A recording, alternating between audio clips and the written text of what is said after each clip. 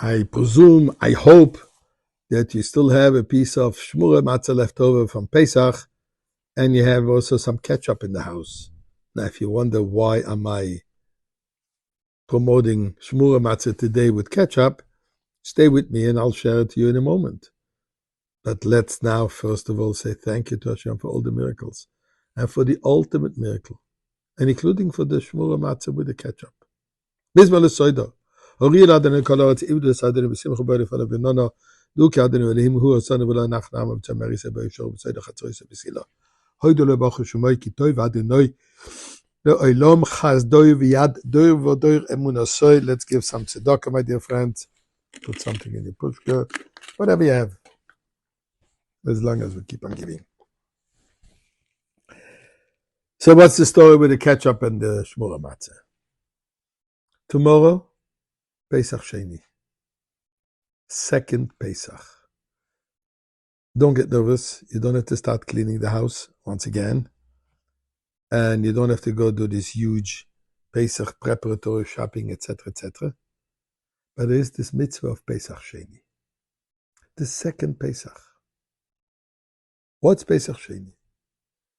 So a year after the Jewish people came out of Egypt, God told them they have to bring a Pesach, Korban Pesach, on the afternoon of the 14th day of the month of Nisan, together with matzah, together with morel, has to be the mitzvah, the celebration of Korban Pesach. But there were a number of people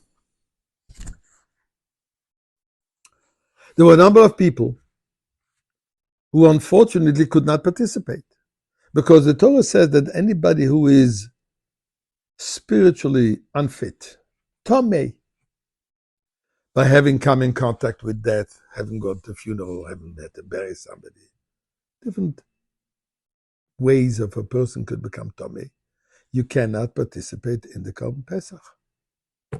So they came to Moshe Rabbeinu and they said, Lama nigora. Why should we be left out? Why should we lose out? If we couldn't do the Korban Pesach, we still want to do the mitzvah. God said, you know what? Moshe Rabbeinu said, good question. Let me go find out. So he didn't send an email. He didn't pick up his cell phone, but he had his soul phone. He communicated directly with God and said, Eibishter, what am I telling them? They seem to have a valid request. They would like to be able to do the mitzvah of Korban Pesach. So God said, you know what? Since you asked for it, I'm giving you another chance.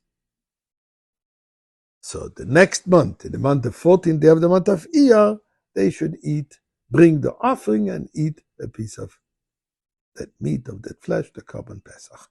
But you do not have to clean the house. It's not Pesach. It's not Yetzias Mitzrayim with all the stringencies of Pesach. Just the concept of eating that piece. That's the story. So tomorrow, which is the 14th day of the month of Iyar, it is the custom to eat a piece of matzah, catch up, as my kids used to say, because we're catching up for what we missed. Okay. Don't have to eat ketchup. But here's the question. How about if somebody missed Sukkot? Is he going to come and ask, Eibishter, I didn't do the mitzvah of Sukkot, can I do it a month later? If you missed Yom Kippur, you're going to fast another day? What's so specific that particularly with this mitzvah is where they came and asked, Lama nigara? There are many situations that a person cannot do a mitzvah. Is he going to ask, therefore, okay, so give me another opportunity, change the whole Judaism, add another mitzvah for me? But the point is this following. Korban Pesach is fundamental. Is, in a sense, the basis of what Jewish life is all about. What was Korban Pesach?